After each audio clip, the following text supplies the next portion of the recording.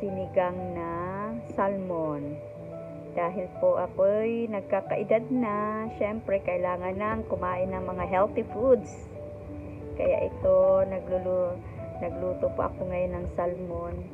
Napakasarap na salmon.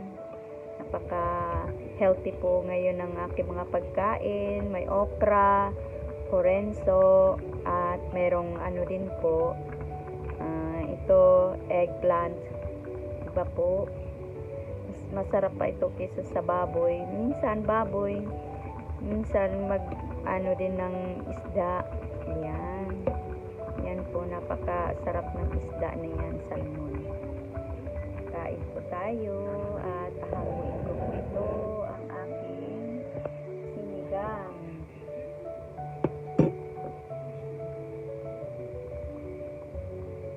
Ito muna.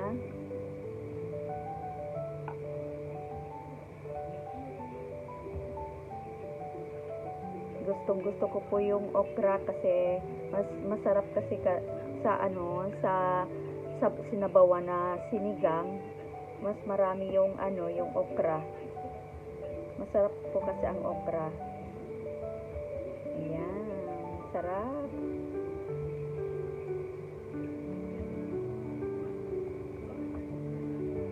Ako po ang kakain lang naman ito sa ngayon kasi yung babae ko nasa workshop, kaya ako kakain ngayon ng sinigang.